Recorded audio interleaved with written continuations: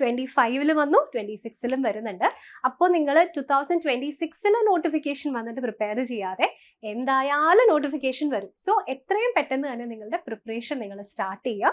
ജോലി കിട്ടി, ആദ്യത്തെ പ്രൊമോഷൻ ഗസറ്റഡ് റാങ്കിലേക്ക്, രണ്ടാമത്തെ പ്രൊമോഷൻ UPSC റാങ്കിലേക്ക്. ഇത്രയും പവർ ഉള്ള ഒരു ജോലിക്ക് വേണ്ട അടിസ്ഥാന യോഗ്യത വെറും ഡിഗ്രി ആണെന്ന് നിങ്ങൾക്ക് അറിയാമോ? 30 വയസ്സിന് താഴെ പ്രായമുള്ള ആർക്കും ലഭിക്കാവുന്ന GST ഇൻസ്പെക്ടർ എന്ന ജോലിനെ പറ്റിയിട്ടാണ് ഇന്നത്തെ ഈ വീഡിയോയിൽ നമ്മൾ ഡിസ്കസ് ചെയ്യുന്നത്. എന്താണ് ഈ ഒരു പോസ്റ്റിന്റെ പ്രത്യേകത, ജോബ് പ്രൊഫൈൽ എന്തൊക്കെയാണ്, എങ്ങനെ നിങ്ങൾക്കും ഒരു GST ഇൻസ്പെക്ടർ ആകാം തുടങ്ങിയിട്ടുള്ള എല്ലാ ഡീറ്റെയിൽസും പറയുന്ന ഒരു വീഡിയോ ആണിത്. അപ്പോൾ ഇന്നത്തെ നമ്മുടെ വീഡിയോയിലേക്ക് എല്ലാവർക്കും സ്വാഗതം. സോ നമ്മൾ ഇന്ന് ആദ്യം തന്നെ ഡിസ്കസ് ചെയ്യുന്നത് എന്താണ് ഈ ഒരു ജോബിന്റെ പ്രൊഫൈൽ എന്നാണ്. സോ GSTയിലെ ഇൻസ്പെക്ടർ, GST എന്ന് പറയുന്നത് ഈ ഇടയിൽ നമ്മൾ ധാരാളം കേൾക്കുന്ന ഒരു ടേം ആണ് അല്ലെ, നമ്മുടെ ഗുഡ്സ് ആൻഡ് സർവീസസ് ടാക്സിന്റെ ഷോർട്ട് ഫോം ആണ് ആക്ച്വലി GST എന്ന് പറയുന്നത്. സോ GSTയുടെ ഇൻസ്പെക്ടർ എന്ന് പറയുന്നത് SSC CGL മുഖേന സെൻട്രൽ ഗവൺമെന്റ് വിളിക്കുന്ന ഒരു ഗ്രൂപ്പ് B പോസ്റ്റ് ആണ്. സോ നമ്മുടെ മിനിസ്ട്രി ഓഫ് ഫിനാൻസിന്റെ താഴെ ഡിപ്പാർട്ട്മെന്റ് ഓഫ് റവന്യൂവിന്റെ ഉള്ളിൽ വരുന്ന CBIC അല്ലെങ്കിൽ central board of indirect taxes and customs എന്ന ഡിപ്പാർട്ട്മെന്റിന്റെ ഉള്ളിൽ വരുന്ന ഇൻസ്പെക്ടർ പോസ്റ്റിനാണ് നമ്മൾ സാധാരണ GST ഇൻസ്പെക്ടർ പോസ്റ്റ് എന്ന് പറയുന്നത്. അപ്പോൾ ഇവിടെ നിങ്ങൾ ശ്രദ്ധിക്കേണ്ട ഒരു കാര്യം, ഇതിൽ തന്നെ CGLൽ GSTയുടെ ഇൻസ്പെക്ടർ പോസ്റ്റ് വരുന്നത് പോലെ തന്നെ ടാക്സ് അസിസ്റ്റന്റിന്റെ പോസ്റ്റും സീനിയർ ടാക്സ് അസിസ്റ്റന്റ് അല്ലെങ്കിൽ ST എന്ന് പറയുന്ന ഒരു പോസ്റ്റും കൂടെ വരുന്നുണ്ട്. അപ്പം നമ്മൾ അതിനെ പറ്റിയിട്ടല്ല പറയുന്നത്, കാരണം ആ പോസ്റ്റിൽ നിന്നും ഈ ഇൻസ്പെക്ടർ പോസ്റ്റിലേക്ക് ഇതേ എക്സാമിലൂടെ തന്നെ വിളിക്കുന്ന അടുത്ത പോസ്റ്റിലേക്ക് നിങ്ങൾക്ക് പ്രൊമോഷൻ വഴി വരേണ്ടത് ഏകദേശം 10 to 12 ഇയേഴ്സ് എടുക്കും. അപ്പോൾ അതിന്റെ താഴെ ലെവലുള്ള പോസ്റ്റിനെ പറ്റിയിട്ടല്ല, നമ്മൾ ഇൻസ്പെക്ടർ പോസ്റ്റിനെ പറ്റിയിട്ടാണ് ഇന്നത്തെ വീഡിയോയിൽ ഡിസ്കസ് ചെയ്യുന്നത്. അപ്പോൾ ഞാൻ നിങ്ങളോട് ഇവിടെ പറഞ്ഞല്ലോ, നമ്മുടെ CBIC അല്ലെങ്കിൽ central board of indirect taxes and customs, ഈ ഡിപ്പാർട്ട്മെന്റിന്റെ കീഴിലാണ് GST ഇൻസ്പെക്ടർ എന്ന പോസ്റ്റ് വരുന്നത്. അപ്പോൾ ഇവിടെ ചില സോണുകളിൽ, ഫോർ എക്സാമ്പിൾ ഡൽഹി പോലെയുള്ള സോണുകളിലാണെങ്കിൽ അവിടെ CBICയിൽ കസ്റ്റംസ് ഓഫീസറും അല്ലെങ്കിൽ കസ്റ്റംസ് ഇൻസ്പെക്ടറും GST ഇൻസ്പെക്ടറുമായിട്ട് ഒരു വേർതിരിവില്ല. അപ്പോൾ മേ ബി ഒരു GST ഇൻസ്പെക്ടർക്ക് അവിടെ ചില സമയത്ത് കസ്റ്റംസ് ഇൻസ്പെക്ടറുടെ റോള് കൂടി ചെയ്യേണ്ടതായിട്ട് വരും. എന്നാൽ ഇത് രണ്ടും ക്ലിയർ കട്ട് ആയിട്ടുള്ള ബൗണ്ടറീസ്, അതായത് ക്ലിയർ കട്ട് ആയിട്ടുള്ള ഡിവിഷൻസ് ഉള്ള വേറെ സോൺസും ഉണ്ട്. അപ്പോൾ ഇങ്ങനെ ഈ രണ്ട് കോമ്പിനേഷൻസും പോസിബിൾ ആണ് എന്നുള്ള കാര്യം ഞാൻ ജസ്റ്റ് ആദ്യമേ നിങ്ങളോടൊന്ന് പറയട്ടെ. അപ്പോൾ ഇതാണ് ഈ ഒരു ജോലിയുടെ ബേസിക് ആയിട്ടുള്ള ഒരു കാര്യം എന്ന് പറയുന്നത്. ഇനി അടുത്തത് ഗുഡ്സ് ആൻഡ് സർവീസസ് ടാക്സിന്റെ റിലേറ്റഡ് ആയിട്ടുള്ള അത്യാവശ്യം നല്ല പവറും നല്ല പ്രതാപവും ഒക്കെയുള്ള ഒരു ജോലിയാണ് GSTയിലെ ഇൻസ്പെക്ടർ എന്ന് പറയുന്നത്. ഓക്കെ, അപ്പോൾ നമ്മൾ ഇനി അടുത്തതായിട്ട് ഡിസ്കസ് ചെയ്യാൻ പറ്റുന്നത് എങ്ങനെയാണ് നിങ്ങൾക്ക് ഈ ജോലിയിലേക്ക് പ്രവേശിക്കാൻ പറ്റുക, എങ്ങനെ നിങ്ങൾക്കൊരു GSTയുടെ ഇൻസ്പെക്ടർ ആകാം. അതിന്റെ ഏറ്റവും ഒന്നാമത്തെ മെത്തേഡ് എന്ന് പറയുന്നത് UPSC ആണ്. നിങ്ങൾക്ക് എല്ലാവർക്കും അറിയാം അല്ലെ, നമ്മുടെ IAS എക്സാമിന്റെ UPSC, union public service commission. ഇവിടെ UPSC എക്സാം എഴുതി അതിലെ IRS, ഇന്ത്യൻ റവന്യൂ സർവീസിലൂടെ നിങ്ങൾക്ക് ഡെഫിനറ്റ്ലി ഈ ഒരു ഡിപ്പാർട്ട്മെന്റിലേക്ക് പ്രവേശിക്കാം. നിങ്ങൾ അപ്പോൾ അവിടെ ജോയിൻ ചെയ്യുന്നത് ഒരു GST ഇൻസ്പെക്ടർ ആയിട്ടായിരിക്കില്ല, അവിടെ നമ്മൾ അസിസ്റ്റന്റ് കമ്മീഷണർ റാങ്കിലേക്ക് ആയിരിക്കും നിങ്ങൾ ജോയിൻ ചെയ്യുന്നുണ്ടാവുക. പക്ഷെ നിങ്ങൾക്കറിയാം, ബാക്കിയുള്ള എക്സാംസ് പോലെയല്ല, ഇന്ത്യയിലെ one of the toughest examinations ആണ് UPSC അല്ലേ. അപ്പോൾ ഒരുപാട് ആൾക്കാർ അതിനുവേണ്ടി പ്രിപ്പയറും ചെയ്യുന്നുണ്ട്. അപ്പോൾ ഇവിടെ ലെവൽ ഓഫ് കോമ്പറ്റീഷൻ ഡെഫിനറ്റ്ലി കുറച്ചും കൂടി ഹൈ ആണ്. പിന്നെ വരുന്ന രണ്ടാമത്തെ മെത്തേഡ് എന്ന് പറയുന്നത് SSCയുടെ CGL ആണ്. SSC CGL പോസ്റ്റിലൂടെ നിങ്ങൾ റിക്രൂട്ട് ചെയ്യപ്പെടുന്ന സമയത്ത് നിങ്ങൾ നേരെ ഒന്നുകിൽ നിങ്ങൾക്ക് ടാക്സ് അസിസ്റ്റന്റ് ആകാം, അല്ലെങ്കിൽ STA ആകാം, അല്ലെങ്കിൽ നിങ്ങൾക്ക് നേരെ ഇൻസ്പെക്ടർ ആകാം. അപ്പോൾ അതിൽ ഏറ്റവും നല്ല പോസ്റ്റ്, ഏറ്റവും ഹൈ റാങ്ക് കിട്ടുന്ന സ്റ്റുഡൻസ് അല്ലെങ്കിൽ ആസ്പിറൻസ് ഒക്കെ അവർ എടുക്കുന്ന പോസ്റ്റ് എന്ന് പറയുന്നത് ഇൻസ്പെക്ടർ പോസ്റ്റ് ആണ്. അതിന്റെ റീസൺ എന്താണ് നമ്മളിതാ ഇനി വഴിയെ പറയുമ്പോൾ നിങ്ങൾക്ക് മനസ്സിലാകും. ഇനി അടുത്തത് മൂന്നാമത്തെ മെത്തേഡ് എന്ന് പറയുന്നത് SSCയുടെ CHSL എക്സാമിലൂടെയാണ്. അപ്പോൾ CHSL എക്സാമിലേക്ക് വരുമ്പോഴേക്കും നിങ്ങൾക്കൊരു ഗ്രൂപ്പ് B പോസ്റ്റിലേക്ക് ആയിരിക്കില്ല നിങ്ങളുടെ സെലക്ഷൻ കിട്ടുക. അവിടെ LDC പോലെയുള്ള ക്ലറിക്കൽ വർക്കിലായിരിക്കും നിങ്ങൾക്ക് സെലക്ഷൻ കിട്ടുന്നുണ്ടാവുക. പക്ഷേ സ്റ്റിൽ നിങ്ങൾ GST ഡിപ്പാർട്ട്മെന്റിലായിരിക്കും ജോലി ചെയ്യുന്നുണ്ടാവുക. അപ്പോൾ ഈ 3 മെത്തേഡ്സിലൂടെ നിങ്ങൾക്ക് ഡെഫിനറ്റ്ലി ഈ ഒരു ഓഫീസർ ആകാനായിട്ട് സാധിക്കും. പക്ഷെ ഇതിൽ ഏറ്റവും നല്ല മെത്തേഡ് എന്താണെന്ന് ചോദിച്ചിട്ടുണ്ടെങ്കിൽ SSC CGL ആണ് ഇതിൽ ഏറ്റവും നല്ല മെത്തേഡായിട്ട് നമുക്ക് ചൂസ് ചെയ്യാൻ പറ്റുക. ഇത് ടു ടഫ് ആണ്, ഇത് പക്ഷേ നമ്മൾ ഉദ്ദേശിച്ച ലെവലിലേക്ക് നമുക്ക് എത്താൻ സാധിക്കില്ല. അപ്പോൾ ഇനി നമ്മൾ അടുത്തതായിട്ട് ഡിസ്കസ് ചെയ്യുന്നത് SSC CGL എങ്ങനെ നമുക്കൊരു GST ഇൻസ്പെക്ടർ ആകാം. സോ SSC CGL എന്ന് പറയുന്നത് SSC staff selection commission of India നടത്തുന്ന എല്ലാ വർഷവും റെഗുലറായി നടത്തുന്ന കമ്പൈൻഡ് ഗ്രാജുവേറ്റ് ലെവൽ എക്സാമിനേഷൻ ആണ്. അപ്പോൾ ഈ എക്സാമിനേഷന്റെ പ്രത്യേകത ഡിഗ്രി ഉള്ള മിനിമം യോഗ്യതയുള്ള ഏതൊരാൾക്കും ഈ എക്സാമിൽ ഇരിക്കാം. പല ഏജ് റിലാക്സേഷനും ഇതിൽ ആപ്ലിക്കബിൾ ആണ്. പല ഏജ് ലിമിറ്റ് ആണ് പല പോസ്റ്റുകളിലേക്കും വരുന്നത്. അപ്പോൾ ഇപ്പം നമ്മൾ പറയുന്ന പോസ്റ്റിന്റെ ഏജ് ലിമിറ്റ് എന്ന് പറയുന്നത് 20 വയസ്സ് മുതൽ 30 വയസ്സ് വരെയാണ്. അതിൽ ഏജ് റിലാക്സേഷൻസും വരുന്നുണ്ട്. അത് നമ്മൾ ഇനി വരുന്ന സ്ലൈഡുകളിൽ പറയുന്നതാണ് കേട്ടോ. സോ ഈ കമ്പൈൻഡ് ഗ്രാജുവേറ്റ് ലെവൽ എക്സാമിലൂടെ നിങ്ങൾക്ക് ഈ ഒരു പോസ്റ്റിലേക്ക് പ്രവേശിക്കാം. സോ ഇവിടെ ഈ ഒരു പോസ്റ്റ് മാത്രമല്ല CGL എക്സാമിൽ ഉള്ളത്, പല മിനിസ്ട്രീസിലും ഡിപ്പാർട്ട്മെന്റ്സിലും ഉള്ള പല പോസ്റ്റുകളുണ്ട്. അതിലൊരു ഇമ്പോർട്ടൻറ്റ് പോസ്റ്റ് ആണ് ഇപ്പൊ നമ്മൾ പറയാൻ പോകുന്നത്. ക്ലിയർ? ഇനി നമ്മൾ നെക്സ്റ്റ് ഡിസ്കസ് ചെയ്യാനായിട്ട് പോകുന്നത് എന്താണ് ഈ ജോലിയുടെ പ്രൊഫൈൽ, അല്ലെങ്കിൽ എന്തൊക്കെയാണ് ഈ ജോലിയുടെ ഭാഗമായിട്ട് നിങ്ങൾക്ക് വരുന്ന റെസ്പോൺസിബിലിറ്റീസ് എന്തൊക്കെയാണ്. അപ്പോൾ അതിൽ ഫസ്റ്റ് നമുക്കിവിടെ 3 തരത്തിലാണ് ഇവിടെ വർക്ക് വരുന്നത്. അതിൽ ഫസ്റ്റത്തെ നേച്ചർ ഓഫ് വർക്ക് അസസ്മെന്റ് വർക്കാണ്. അപ്പോൾ അത് കേൾക്കുമ്പോൾ തന്നെ നിങ്ങൾക്ക് അറിയാം അല്ലേ, കൂടുതലും ഒരു ഡെസ്ക് റിലേറ്റഡ് ആയിട്ടുള്ള അധികം ഫീൽഡ് ജോബ്സ് ഒന്നും വരാത്ത ഒരു ടൈപ്പ് ഓഫ് വർക്കാണ് നമ്മളിവിടെ അസസ്മെന്റ് വർക്ക് എന്ന് പറയുന്നത്. അപ്പോൾ ഇവിടേക്ക് നിങ്ങൾക്ക് പല കമ്പനീസോ ഇൻഡിവിജ്വൽസോ ഓർഗനൈസേഷൻസോ ഒക്കെ ഫയൽ ചെയ്തിരിക്കുന്ന GST ഉണ്ടാകും. അവർ ഫയൽ ചെയ്തിരിക്കുന്ന GST കംപ്ലൈന്റ് ആണോ അല്ലയോ എന്ന് വെരിഫൈ ചെയ്യുക. എന്ന് വെച്ചാൽ കറക്റ്റ് ആയിട്ടാണോ ചെയ്തിരിക്കുന്നത് അല്ലയോ എന്ന് വെരിഫൈ ചെയ്യാം. എന്നിട്ട് അതൊക്കെ പ്രോസസ്സിംഗ് റിലേറ്റഡ് ആയിട്ടുള്ള ക്ലറിക്കൽ ജോലികളുടെ ഭാഗമാകുക. ആൻഡ് ആവശ്യമുള്ളവർക്ക് റീഫണ്ട് ഉണ്ടെങ്കിൽ അതൊക്കെ പ്രോസസ്സ് ചെയ്ത് കൊടുക്കുക. ഇതാണ് ഇതിന്റെ ഫസ്റ്റത്തെ പാർട്ട് എന്ന് പറയുന്നത്. ഇനി നെക്സ്റ്റ് പാർട്ട്, പുതിയ ബിസിനസ്സുകളൊക്കെ വരുന്ന സമയത്ത് അവ GST കംപ്ലൈന്റ് ആവാൻ വേണ്ടി GST രജിസ്റ്റർ ചെയ്യണം. അതൊക്കെ കറക്റ്റ് ആയിട്ട് നടക്കുന്നുണ്ടോ എന്ന് നോക്കാം. ഓക്കെ, അപ്പൊ ഇത് ഈ ജോലിയുടെ അസസ്മെന്റ് ഭാഗമാണ്. എന്ന് വെച്ചാൽ ക്ലറിക്കൽ ആയിട്ടുള്ള ഒരു വിഭാഗമാണ്. ഇനി അടുത്തത് വരുന്നത് ഒരു ഫീൽഡ് വർക്ക് റിലേറ്റഡ് ആയിട്ടുള്ള ഒരു റോളാണ്. അപ്പൊ ഫീൽഡ് വർക്ക് എന്ന് കേൾക്കുമ്പോൾ നിങ്ങൾക്ക് അറിയാം അല്ലെ, GSTയും ഈ കസ്റ്റംസും ഒക്കെ നിങ്ങൾ കണ്ടിട്ടുണ്ടാവും, റെയ്ഡുകളും ഓഡിറ്റുകളും ഒക്കെ നടത്തുന്നത്. സോ അതുപോലെ റെയ്ഡുകളും ഓഡിറ്റുകളും നടത്തുന്ന ആ ഒരു ഡിപ്പാർട്ട്മെന്റ് അല്ലെങ്കിൽ ആ ഒരു നേച്ചർ ഓഫ് വർക്ക് ആണ് നമ്മളിവിടെ ഫീൽഡ് വർക്ക് എന്ന് പറയുന്നത്. ടാക്സ് എവേഷൻസ് എവിടെയെങ്കിലും നടന്നിട്ടുണ്ടോ നോക്കുക, അതിന്റെ ഇൻവെസ്റ്റിഗേഷൻസ് ഒക്കെ കറക്റ്റ് ആയിട്ട് കണ്ടക്ട് ചെയ്യാം. അതുപോലെ തന്നെ ഓർഗനൈസേഷൻസിലൊക്കെ ഓഡിറ്റുകൾ നടത്തുക, അവർ സബ്മിറ്റ് ചെയ്യുന്ന ഡേറ്റാസ് ഒക്കെ പ്രോപ്പർ ആണോ എന്ന് എൻഷുർ ചെയ്യുക തുടങ്ങിയിട്ടുള്ള കാര്യങ്ങളാണ് ഇവിടെ ഈ രണ്ടാമത്തെ ഫീൽഡ് ജോബിൽ നടക്കുന്നത്. ഇനി അടുത്തത് പ്രിവെന്റീവ് വർക്കാണ്. അപ്പോൾ നമുക്ക് കസ്റ്റംസിലൊക്കെ പ്രിവെന്റീവ് ഓഫീസർ ആൻഡ് എക്സാമിനർ എന്ന് പറയുന്ന പോസ്റ്റുകൾ നിങ്ങൾ കേട്ടിട്ടുണ്ടാവും. ഇപ്പോൾ അതേപോലെ തന്നെ ആ റോളാണ് ഇവിടെ ഈ പ്രിവെന്റീവ് വർക്ക് റോളിലുള്ളവർ ചെയ്യുന്നത്. അപ്പോൾ ഇവിടെ ശ്രദ്ധിക്കുക, നിങ്ങൾ കസ്റ്റംസിലാണെങ്കിലും GSTയിലാണെങ്കിലും മൊത്തത്തിലുള്ള നിങ്ങളുടെ ജോലിയുടെ എയിം എന്ന് പറയുന്നത് ഇത്തരത്തിലുള്ള ടാക്സ് എവേഷൻസും ഒക്കെ ഉണ്ടോ എന്ന് ചെക്ക് ചെയ്യുക, അത് പ്രിവെന്റ് ചെയ്യുക എന്നുള്ളതാണ്. അപ്പോൾ ഇതിൽ നിങ്ങളുടെ ആ ഒരു വിങ്ങിൽ ഒരുപാട് സബ് ഡിവിഷൻസ് അല്ലെങ്കിൽ സബ് വിങ്സ് ഉണ്ടാകും. ചില റേഞ്ച് ഓഫീസേഴ്സ് എന്ന് പറയുന്ന ഓഫീസേഴ്സ് ഉണ്ട്. അവർ മൊത്തത്തിലുള്ള ഡിപ്പാർട്ട്മെന്റ് സ്മൂത്ത് ആയിട്ട് ഫംഗ്ഷൻ ചെയ്യാനുള്ള വേണ്ടിയിട്ടുള്ള റോളായിരിക്കും. അങ്ങനെ ഇതിന്റെ ഉള്ളിൽ തന്നെ പല സബ് ഡിവിഷൻസ് ഉണ്ട്. അപ്പോൾ നിങ്ങൾ എവിടെയൊക്കെയാണോ നിങ്ങളുടെ പോസ്റ്റിംഗ് വരുന്നത് അതിനൊക്കെ അനുസരിച്ചിട്ടാണ് നിങ്ങളുടെ ജോലികൾ വരിക. ആൻഡ് നേരത്തെ പറഞ്ഞതുപോലെ കസ്റ്റംസ് ഓഫീസറും അല്ലെങ്കിൽ കസ്റ്റംസ് ഇൻസ്പെക്ടറും GST ഇൻസ്പെക്ടറും മാറി മാറി ജോലി ചെയ്യേണ്ടത് സോണുകളിലാണെങ്കിൽ ആ 2 റോളും നിങ്ങൾ ചെയ്യേണ്ടതായിട്ട് വരും. ഓക്കെ, അപ്പൊ ഇത്രയും പവർഫുൾ ആയിട്ടുള്ള ഒരു ജോലിയാണ് ഇവിടെ GSTയുടെ ഇൻസ്പെക്ടർ എന്ന് പറയുന്നത്. ഇനി അടുത്തതായിട്ട് നമ്മുടെ ട്രാൻസ്ഫേഴ്സിനെ പറ്റി നമുക്ക് നോക്കാം. So definitely central government job എന്ന് കേൾക്കുമ്പോൾ നിങ്ങൾക്കൊക്കെ അറിയാം ട്രാൻസ്ഫേഴ്സ് ഉണ്ടാകും.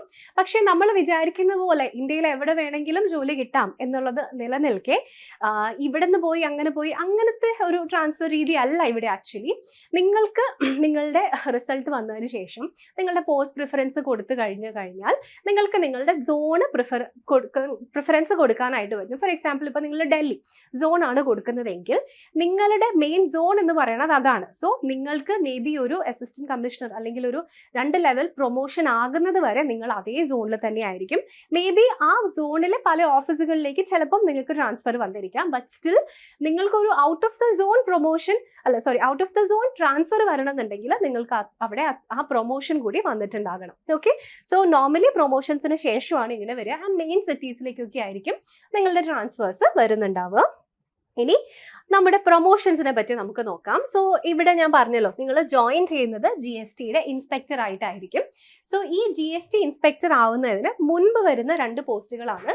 ഒന്ന് നമ്മുടെ ടാക്സ് അസിസ്റ്റന്റും അതിനുശേഷം ഇവിടെ സീനിയർ ടാക്സ് അസിസ്റ്റന്റ് എന്ന് പറയുന്ന 2 പോസ്റ്റുകൾ. അപ്പൊ ഈ ടാക്സ് അസിസ്റ്റന്റിന്റെ ഈ പോസ്റ്റ് ഒക്കെ വീണ്ടും CGLലൂടെയാണ് ഫില്ല് ചെയ്യപ്പെടുന്നത്. CGLന്റെ നോട്ടിഫിക്കേഷൻ വരുമ്പം ഈ പോസ്റ്റിന്റെ വേക്കൻസിയും നമ്മൾ കാണാറുണ്ട്. പക്ഷേ ഈ ടാക്സ് അസിസ്റ്റന്റിൽ നിന്നും GST ഇൻസ്പെക്ടർ ആവണമെന്നുണ്ടെങ്കിൽ മിനിമം നിങ്ങൾക്ക് 8 to 10 ഇയേഴ്സ് എന്തായാലും എടുക്കും. ഓക്കെ, അപ്പോൾ നിങ്ങൾ എക്സാമിന് പ്രിപ്പയർ ചെയ്യുന്ന സമയത്ത് ഒരേ എക്സാമിലൂടെയാണ് ഇതിന്റെ രണ്ടിന്റെയും സെലക്ഷൻ നടക്കുന്നത്. അപ്പോൾ നിങ്ങൾ ഇതിന് ഫോക്കസ് ചെയ്യാതെ ഹയർ റാങ്കിലുള്ള കാൻഡിഡേറ്റ്സ് ചൂസ് ചെയ്യുന്ന GST ഇൻസ്പെക്ടറിന്റെ പോസ്റ്റിലേക്ക് നിങ്ങൾ പ്രിഫറൻസ് കൊടുക്കാനായിട്ട് ശ്രദ്ധിക്കുക. കാരണം ഹൈ റാങ്കിലുള്ളവർക്കാണ് ഈ GSTയുടെ ഒക്കെ ഇൻസ്പെക്ടർ പോലുള്ള പോസ്റ്റുകൾ കിട്ടുള്ളൂ. താഴെ റാങ്കിലേക്ക് വരുമ്പോഴാണ് ടാക്സ് അസിസ്റ്റന്റ് കിട്ടുന്നത്. ടാക്സ് അസിസ്റ്റന്റ് ആണെങ്കിലും നിങ്ങൾ GSTയുടെ ഡിപ്പാർട്ട്മെന്റിൽ തന്നെ ആയിരിക്കും. പക്ഷേ സ്റ്റിൽ ഈ ഒരു പൊസിഷനിലേക്ക് എത്തണമെങ്കിൽ ഇത്രയും ഗ്യാപ്പ് വരും. അതുകൊണ്ട് നിങ്ങൾ പ്രിപ്പയർ ചെയ്യുമ്പം ഇത് ഫോക്കസ് ചെയ്ത് അല്ലെങ്കിൽ ഇത് നിങ്ങൾ എയിം ചെയ്തിട്ട് പഠിക്കും. ഓക്കെ, സോ GST ഇൻസ്പെക്ടർക്ക് ശേഷം വരുന്ന ഒന്നാമത്തെ പ്രൊമോഷൻ എന്ന് പറയുന്നത് ഈ സൂപ്രണ്ടിന്റെ പോസ്റ്റ് ആണ്. ഇതാണ് ഞാൻ പറഞ്ഞ ഗസറ്റഡ് പോസ്റ്റ്. അപ്പോൾ ഗസറ്റഡ് പോസ്റ്റിന് ശേഷം അസിസ്റ്റന്റ് കമ്മീഷണർ ആയിട്ട് നിങ്ങൾക്ക് പ്രൊമോഷൻ ലഭിക്കും. ഇത് UPSC റാങ്കിൽ വരുന്ന പോസ്റ്റാണ്. അപ്പോൾ നേരത്തെ ഞാൻ പറഞ്ഞിട്ടുണ്ടായിരുന്നു UPSCയുടെ ത്രൂ റിക്രൂട്ട്മെന്റ് നടക്കാറുണ്ട്. UPSC ക്ലിയർ ചെയ്ത് കഴിഞ്ഞാൽ IRS ഇന്ത്യൻ റവന്യൂ സർവീസസിലൂടെ നിങ്ങൾക്ക് ഇവിടെ ജോയിൻ ചെയ്യാം. അപ്പോൾ നിങ്ങൾ ഡയറക്ട്ലി ജോയിൻ ചെയ്യുന്നുണ്ടാവുക അസിസ്റ്റന്റ് കമ്മീഷണർ ആയിട്ടായിരിക്കും. ഈ 2 പോസ്റ്റും നിങ്ങൾക്ക് സ്കിപ്പ് ചെയ്യാം. ഓക്കെ, ഇനി നെക്സ്റ്റ് അതിനുശേഷം വീണ്ടും ഇവിടെ കമ്മീഷണർ ആകാം. നെക്സ്റ്റ് വരുന്നത് അഡീഷണൽ കമ്മീഷണർ ആണ്. സോ നിങ്ങൾ അത്യാവശ്യം ഭയങ്കര നേരത്തെയൊക്കെ ജോയിൻ ചെയ്യുകയാണെന്നുണ്ടെങ്കിൽ നിങ്ങൾക്ക് ഡെപ്യൂട്ടി കമ്മീഷണർ വരെ ആകാം. അല്ലാന്നുണ്ടെങ്കിൽ നോർമലി ഒരു ഏജിൽ ജോയിൻ ചെയ്യുന്ന ഒരാൾക്ക് ജോയിന്റ് കമ്മീഷണർ വരെ സ്റ്റഡി പ്രൊമോഷൻസിലൂടെ ഈസിലി റീച്ച് ചെയ്യാനായിട്ട് പറ്റും. അപ്പോൾ ഇത്തരത്തിലുള്ളൊരു നല്ല പ്രൊമോഷണൽ ലാഡർ ആണ് ഈ ഒരു പോസ്റ്റിന് വന്നിട്ടുള്ളത്. ഓക്കെ, അപ്പോൾ ഇതെല്ലാവർക്കും ക്ലിയർ ആയല്ലോ. ഇനി അടുത്തതായിട്ട് നമ്മൾ ഡിസ്കസ് ചെയ്യാൻ പോകുന്നത് സാലറിയാണ്. സോ സാലറി വളരെയധികം ലഭിക്കുന്ന ഒരു പോസ്റ്റാണ്. അതിൻ്റെ കൂടാതെ തന്നെ സെൻട്രൽ ഗവൺമെൻറ് ജോബ്സിൻ്റെ എല്ലാ ബെനിഫിറ്റ്സും ലഭിക്കുന്ന ഒരു പോസ്റ്റ് തന്നെയാണ്. സോ ഇവിടെ നമുക്ക് ലെവൽ 7ലുള്ള പോസ്റ്റാണ്. സോ അതിൻ്റെ ബേസിക് പേ തന്നെ 44,900 rupees. ഇത് നിങ്ങളുടെ ബേസിക് പേ ആണ്, സ്റ്റാർട്ടിംഗ് സാലറി അല്ല. ഇത് ബേസിക് പേയുടെ 50% ആണ് നിങ്ങളുടെ ഡിയർനെസ് അലവൻസ് ആയിട്ട് വരുന്നത്. അത് ബേസ് ചെയ്തിട്ട് നിങ്ങളുടെ ട്രാൻസ്പോർട്ട് അലവൻസ് വരുന്നുണ്ട്, HRA വരുന്നുണ്ട്, അങ്ങനെ ഡിപ്പാർട്ട്മെന്റിനനുസരിച്ചിട്ടുള്ള ബാക്കിയുള്ള അലവൻസുകളും വരുന്നുണ്ട്. സോ ഇതെല്ലാം കൂടെ ഏകദേശം 70,000 അബവ് റിവൈസ്ഡ് DA കൂടി വന്നു കഴിയുമ്പോഴേക്കും 70 to 80,000 ഇടയിൽ നിങ്ങൾക്ക് ഇൻഹാൻസ് സാലറി ലഭിക്കുന്നതായിരിക്കും. ഓക്കെ, അപ്പോൾ ഇത്രയും സാലറി സ്റ്റാർട്ടിങ്ങിൽ തന്നെ ലഭിക്കുന്ന ഒരു ജോലിയാണിത്. ഇനി അടുത്തത് നമ്മുടെ ബെനിഫിറ്റ്സ് ആണ്. സോ ഞാൻ നേരത്തെ പറഞ്ഞതുപോലെ തന്നെ benefits and allowances central government എല്ലാ ജോലികൾക്കും ഉണ്ട്. ഡിയർനെസ് അലവൻസ് ഇപ്പോഴത്തെ നിങ്ങളുടെ ബേസിക് പേയുടെ ഓൾമോസ്റ്റ് 50% അബവ് ആണ് വരുന്നത്. HRA കിട്ടുന്നുണ്ട്. സോ അതിൽ എക്സും വൈയും സെഡും 3 സിറ്റീസ് ആയിട്ടാണ് ഇതിനെ നമ്മൾ ക്ലാസിഫൈ ചെയ്തിരിക്കുന്നത്. എക്സ് സിറ്റീസ് എന്ന് പറഞ്ഞത് മെട്രോപൊളിറ്റൻ പോലത്തെ സിറ്റീസ് ആണ്. വൈ സിറ്റീസ് കുറച്ചും കൂടെ താഴ്ന്ന എറണാകുളമൊക്കെ പോലെയുള്ള സിറ്റീസ്. എക്സ് എന്ന് പറയുന്നത് ബാംഗ്ലൂരും ഹൈദരാബാദൊക്കെ പോലെയുള്ള സിറ്റീസ്.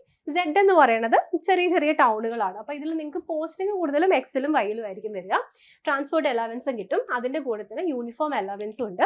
അപ്പോൾ യൂണിഫോം അലവൻസ് നിങ്ങൾ ശ്രദ്ധിക്കുക, ഇവിടെ ആക്ച്വലി യൂണിഫോം ഉണ്ട്. നിങ്ങൾ യൂണിഫോം ഇടണമെന്ന് നിർബന്ധമില്ല. അറ്റ് ദ സെയിം ടൈം നിങ്ങൾക്ക് യൂണിഫോം അലവൻസും കിട്ടും. യൂണിഫോം അവൈലബിൾ ആണ്. അതിൻ്റെ ഡീറ്റെയിൽസ് നമ്മൾ വഴിയെ പറയുന്നുണ്ട്. ഇനി അടുത്തത് വർക്കിംഗ് അവേഴ്സ് ആണ്.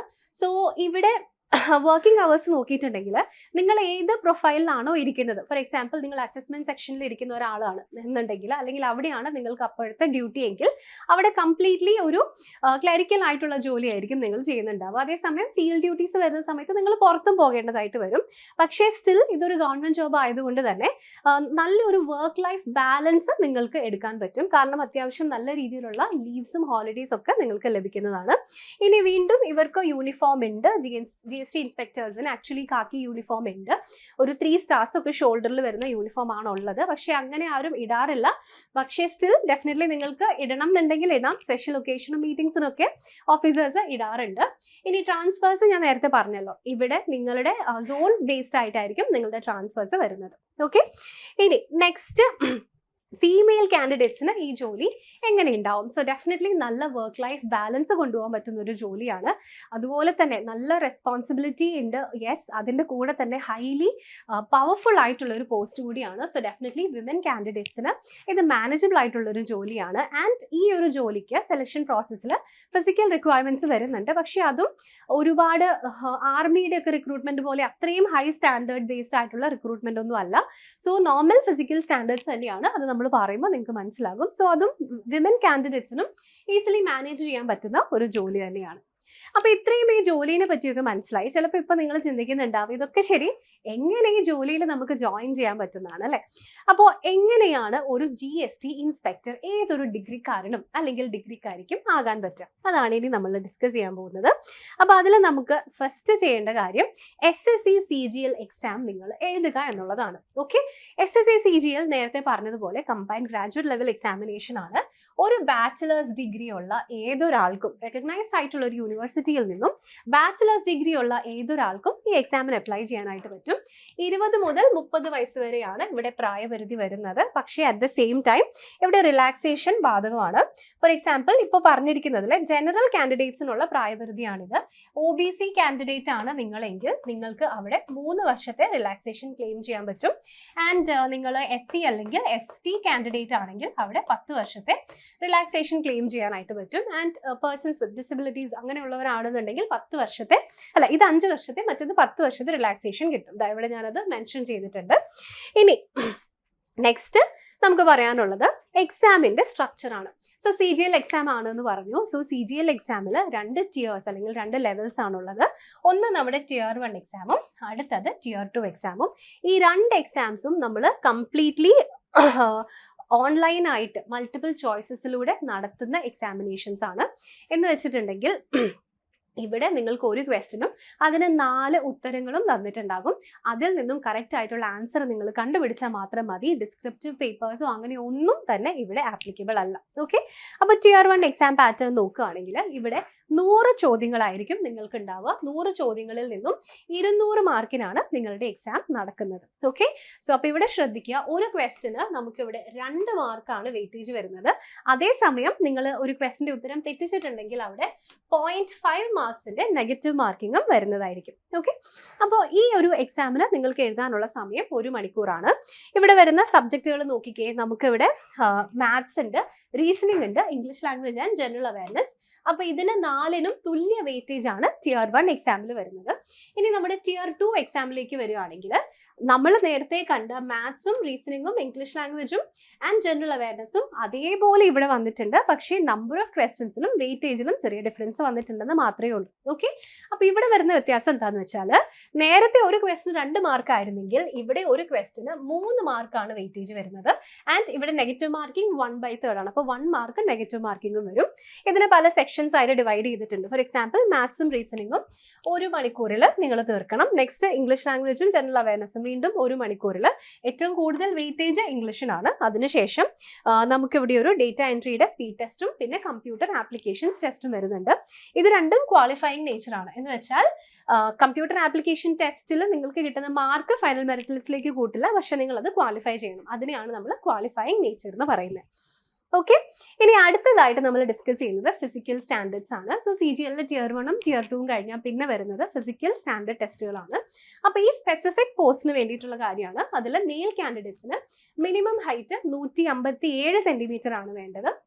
അതിൽ ചില സ്പെസിഫിക് ട്രൈബുകൾക്ക് 5 സെന്റിമീറ്റർ ഹൈറ്റ് റിലാക്സേഷൻ ഉണ്ട്. ചെസ്റ്റ് എക്സ്പാൻഷൻ 81 സെന്റിമീറ്റർ ആണ്. അതിൽ വീണ്ടും 5 സെന്റിമീറ്റർ എക്സ്പാൻഷൻ വേണം. ഇനി ഇവിടെ ഫിസിക്കൽ ടെസ്റ്റ് ആയിട്ട് പ്രധാനമായിട്ടും വരുന്നത് വാക്കിങ്ങും സൈക്ലിങ്ങും ആണ്. അപ്പോൾ വാക്കിംഗ് ഇവിടെ നിങ്ങൾക്ക് കാണാമല്ലോ, 1600 മീറ്റേഴ്സ് വാക്കിംഗ് ആണ് 15 മിനിറ്റ് കൊണ്ട്. Cycling 8 kilometre 30 minute. ഓക്കെ, ഇനി നെക്സ്റ്റ് ഫീമെയിൽ കാൻഡിഡേറ്റ്സിനും ഇതുപോലെ തന്നെ ഫിസിക്കൽ റിക്വയർമെന്റ്സും ഫിസിക്കൽ ടെസ്റ്റും വരുന്നുണ്ട്. സോ ഇവിടെ പെൺകുട്ടികൾക്ക് വേണ്ട മിനിമം ഹൈറ്റ് 152 ആണ്. സോ അത് ഏകദേശം എല്ലാവർക്കും ഉള്ള ഹൈറ്റ് തന്നെയാണെന്ന് തോന്നുന്നു. വീണ്ടും ഈ ചില ട്രൈബുകൾക്ക് 2.5 സെന്റിമീറ്റർ റിലാക്സേഷൻ ഉണ്ട്. വെയിറ്റ് മിനിമം വെയിറ്റ് 48 kg എന്നാണ്. വെയിറ്റിന് അപ്പർ ലിമിറ്റ് ഇല്ല കേട്ടോ. നിങ്ങൾ ഫിസിക്കലി ഫിറ്റ് ആവണമെന്ന് മാത്രമേ ഉള്ളൂ. 48 kg ഇല്ലെങ്കിൽ 48 kg ഉണ്ടാക്കാൻ വലിയ ബുദ്ധിമുട്ടൊന്നുമില്ല. ജസ്റ്റ് ഓവർ വെയിറ്റ് അല്ലെങ്കിൽ ഫിസിക്കലി നിങ്ങൾ മീൻസ് മെഡിക്കലി ഫിറ്റ് ആവണമെന്ന് മാത്രമേ ഉള്ളൂ. ഇനി വാക്കിംഗ് 1 കിലോമീറ്റർ 20 മിനിറ്റ്സിൽ, സൈക്ലിംഗ് 3 കിലോമീറ്റർ ഇൻ 3 മിനിറ്റ്സ്. അപ്പോൾ 25 മിനിറ്റ്സ്. അപ്പോൾ ഇതാണ് പെൺകുട്ടികൾക്കുള്ള ഫിസിക്കൽ സ്റ്റാൻഡേർഡ്സ് എന്ന് പറയുന്നത്. ഓക്കെ, ഇനി അടുത്തത് ഇത് എല്ലാം ക്ലിയർ ചെയ്തതിന് ശേഷം നിങ്ങൾക്ക് ജോലി കിട്ടിക്കഴിഞ്ഞാൽ നിങ്ങൾ നാളെ തൊട്ട് ഇൻസ്പെക്ടർ അല്ല, നിങ്ങൾക്ക് അവിടെ ട്രെയിനിങ് വരുന്നുണ്ട്. സോ 2 രീതിയിലാണ് ട്രെയിനിങ് വരുന്നത്. ആദ്യം 12 മാസം നിങ്ങളുടെ GST റോൾ റിലേറ്റഡ് ആയിട്ടുള്ള ട്രെയിനിങ്, കൂടുതലായിട്ടും ഫീൽഡ് ട്രെയിനിങ്ങും വരാറുണ്ട്, ക്ലാസ് റൂം ട്രെയിനിങ്ങും വരാറുണ്ട്. അതിനുശേഷം 2 മാസത്തെ ആംസ് ട്രെയിനിങ്ങും നിങ്ങൾക്ക് ലഭിക്കും. സോ ടോട്ടലി 14 മന്ത്സിന്റെ ട്രെയിനിങ്ങും കൂടി കഴിഞ്ഞിട്ടാണ് നിങ്ങൾക്ക് ഒരു GST ഇൻസ്പെക്ടർ ആയിട്ട് ആക്ച്വലി ജോലി ചെയ്യാനായിട്ട് സാധിക്കുക. ഓക്കെ, അപ്പൊ എന്താണ് ഈ ജോലിയുടെ പ്രത്യേകതകൾ, അല്ലെങ്കിൽ എന്തെല്ലാം കാര്യങ്ങളാണ് ഈ ജോലിയിലൂടെ നിങ്ങൾക്ക് ലഭിക്കുന്നത് എന്ന് എല്ലാവർക്കും ക്ലിയർ ആയല്ലോ. അപ്പോൾ ഇനി നമ്മൾ പറയാൻ പോകുന്നത് SSC CGLന്റെ 2025 എക്സാം നടന്നുകൊണ്ടിരിക്കുകയാണ്. അപ്പോൾ ഇനി നമുക്ക് അടുത്ത എക്സാമിനേഷൻ 2026 വരുന്നത്. SSCയുടെ എല്ലാ എക്സാംസും SSCയുടെ കലണ്ടർ പ്രകാരം കറക്റ്റ് ആയിട്ട് ആനുവലി വന്നുകൊണ്ടിരിക്കും. 25 വന്നു, 26 വരുന്നുണ്ട്. അപ്പോൾ നിങ്ങൾ 2026 നോട്ടിഫിക്കേഷൻ വന്നിട്ട് പ്രിപ്പയർ ചെയ്യാതെ എന്തായാലും നോട്ടിഫിക്കേഷൻ വരും. സോ എത്രയും പെട്ടെന്ന് തന്നെ നിങ്ങളുടെ പ്രിപ്പറേഷൻ നിങ്ങൾ സ്റ്റാർട്ട് ചെയ്യുക. അപ്പോൾ അതിനു വേണ്ടി എൻട്രി നിങ്ങളുടെ കൂടെ ഉണ്ട്. നമ്മൾ SSCക്ക് ഒരു സൂപ്പർ 30 ബാച്ച് സ്റ്റാർട്ട് ചെയ്തിട്ടുണ്ട്. അപ്പോൾ ഇതിന്റെ പ്രത്യേകത എന്താണെന്ന് വെച്ചിട്ടുണ്ടെങ്കിൽ നമ്മളൊരു 3 ലെവൽ പ്രിപ്പറേഷൻ ആണ് ഈ ബാച്ചിലുള്ള സ്റ്റുഡൻസിന് പ്രൊവൈഡ് ചെയ്യുന്നത്. നിങ്ങളൊരു ബിഗിനർ ആണെങ്കിൽ പോലും ഏറ്റവും ബേസിക് ആയിട്ടുള്ള കോൺസെപ്റ്റുകൾ നിങ്ങൾക്ക് നല്ല ഡീറ്റെയിൽഡ് ആയിട്ട് ഫുള്ളി സിലബസ് കവറേജ് വരുന്ന രീതിയിൽ എടുത്തു തരും. അതിനുശേഷം നമ്മുടെ സെക്കൻഡ് ലെവലിലേക്ക് വരുമ്പോൾ ഏതൊക്കെയാണോ നിങ്ങളുടെ വീക്കർ ഏരിയാസ്, എന്തെങ്കിലും ഡൗട്ട്സ് വരുന്ന ഏരിയാസോ എപ്പോഴും തെറ്റിപ്പോകുന്ന പോർഷൻസ് ഒക്കെ ഉണ്ടെങ്കിൽ അതിൽ കൂടുതൽ ഫോക്കസ് തന്ന് വീക്കർ ഏരിയാസ് നമ്മൾ സ്ട്രെങ്തൻ ചെയ്യും. വീണ്ടും നമ്മുടെ തേർഡ് ലെവലിലേക്ക് വരുമ്പോൾ CGLന്റെ ഒക്കെ സെക്കൻഡ് ടിയർ എക്സാമിലേക്കും കൂടിയുള്ള നിങ്ങളുടെ പ്രിപ്പറേഷന് അതിന് നമ്മൾ നിങ്ങളെ ഹെൽപ്പ് ചെയ്യും. അപ്പോൾ ഇത്തരത്തിലുള്ള ഒരു 3 ലെവൽ ട്രെയിനിങ് ആണ് നമ്മളിവിടെ നിങ്ങൾക്ക് പ്രൊവൈഡ് ചെയ്യുന്നത്. ആൻഡ് ഓൾസോ ഇവിടെ ഈ ട്രെയിനിങ്ങിലുള്ള എല്ലാ നമ്മുടെ റെക്കോർഡഡ് ക്ലാസ്സുകളും നിങ്ങൾക്ക് ഫ്രീ ആയിട്ട് ലഭിക്കും. നമുക്ക് ലൈവ് ക്ലാസ്സുകളും വരുന്നുണ്ട്. അതുകൂടാതെ തന്നെ AI അസിസ്റ്റഡ് റിസൾട്ട്സ് വരുന്ന മോക്ക് ടെസ്റ്റുകളും നിങ്ങൾക്ക് ലഭിക്കുന്നതാണ്. ആൻഡ് കംപ്ലീറ്റ് സമയവും നമ്മളുടെ മെന്റേഴ്സ് നിങ്ങളുടെ കൂടെ നിങ്ങളെ സപ്പോർട്ട് ചെയ്യാൻ അവൈലബിൾ ആയിരിക്കും. ഇത് നമ്മുടെ എൻട്രിയിലെ എക്സ്പേർട്സ് ക്രാഫ്റ്റ് ചെയ്തിരിക്കുന്ന സ്റ്റഡി പ്ലാൻ ബേസ്ഡ് ആയിട്ടാണ് ഈ കോഴ്സിലെ ക്ലാസ്സുകളെല്ലാം വരുന്നത്. ഓക്കെ, ഇനി അതുപോലെ തന്നെ ഇവിടെ SSCയുടെ എക്സാംസ് ഞാനിപ്പോൾ പറഞ്ഞു, അതുപോലെ തന്നെ RRBയുടെ എക്സാംസും ബാങ്ക് എക്സാംസും ഒക്കെ പുറകെ വരുന്നുണ്ട്. അപ്പോൾ ഇതിൻ്റെയൊക്കെ സിലബസ് ഒക്കെ ഏകദേശം കുറേ സിമിലർ ആണ്. അപ്പോൾ നിങ്ങൾ മൊത്തത്തിലുള്ള സെൻട്രൽ ഗവൺമെൻറ് എക്സാംസിന് ഒരുമിച്ച് പ്രിപ്പയർ ചെയ്യാനാണ് ആഗ്രഹിക്കുന്നതെങ്കിൽ അതിനുവേണ്ടി നമ്മളൊരു ഓൾ ഇൻ വൺ ഫൗണ്ടേഷൻ കോഴ്സും എൻട്രിയിൽ സ്റ്റാർട്ട് ചെയ്തിട്ടുണ്ട്. അപ്പോൾ ഞാൻ നേരത്തെ പറഞ്ഞ ആ ഫീച്ചേഴ്സ് എല്ലാം തന്നെ ഇവിടെയും നിങ്ങൾക്ക് ലഭിക്കുന്നതായിരിക്കും. ഓക്കെ, അപ്പോൾ നിങ്ങളൊരു ബിഗിനർ ആണെങ്കിൽ പോലും നിങ്ങൾ പേടിക്കേണ്ട, നിങ്ങളുടെ ഫ്യൂച്ചർ നമ്മുടെ കയ്യിൽ ഭദ്രമാണ്. അപ്പോൾ ഇന്നത്തെ ഞാൻ ഈ പറഞ്ഞ കാര്യങ്ങൾ എല്ലാവർക്കും ക്ലിയർ ആയല്ലോ. കോഴ്സസിനെ പറ്റി കൂടുതൽ അറിയണം എന്നുണ്ടെങ്കിലോ അല്ലെങ്കിൽ നിങ്ങൾക്ക് എന്തെങ്കിലും സംശയങ്ങൾ നേരിട്ട് വിളിച്ച് ചോദിക്കണം എന്നുണ്ടെങ്കിൽ ഈ ഒരു നമ്പറിൽ നിങ്ങൾക്ക് നമ്മളെ വിളിക്കാം. ഈ വീഡിയോയുടെ ഡിസ്ക്രിപ്ഷനിലുള്ള ഗൂഗിൾ ഫോമിലൂടെ നിങ്ങളുടെ ക്വസ്റ്റ്യൻസ് എഴുതി വേണമെങ്കിൽ ചോദിക്കാം. അത് മാത്രമല്ല, ഇത്തരത്തിലുള്ള വളരെ ഇൻഫോർമേറ്റീവ് ആയിട്ടുള്ള നോട്ടിഫിക്കേഷൻസിനെ പറ്റിയിട്ടും എക്സാംസിനെ പറ്റിയിട്ടൊക്കെയുള്ള വീഡിയോസ് നമ്മുടെ ചാനലിൽ സ്ഥിരം വരുന്നുണ്ട്. അപ്പം നിങ്ങൾ ചാനൽ സബ്സ്ക്രൈബ് ചെയ്താൽ മാത്രമാണ് വരുന്ന സമയത്ത് തന്നെ നിങ്ങൾക്കത് കാണാൻ പറ്റുള്ളൂ. നോട്ടിഫിക്കേഷൻ ബട്ടൺ ഓൺ ചെയ്തിടുക, ഇല്ലെങ്കിൽ നോട്ടിഫിക്കേഷൻസ് നിങ്ങൾ മിസ്സായി പോകും. ഓക്കെ, സോ ഇത്തരത്തിലുള്ള ഒരു ചാൻസും മിസ്സാക്കരുത്. സോ നമ്മുടെ വീഡിയോസിനെ പറ്റിയിട്ടുള്ള അഭിപ്രായങ്ങൾ തീർച്ചയായിട്ടും കോമെന്റ്സിലൂടെ അറിയിക്കുക. അടുത്ത വീഡിയോയിൽ നമുക്ക് വീണ്ടും കാണാം. Thank you so much for watching.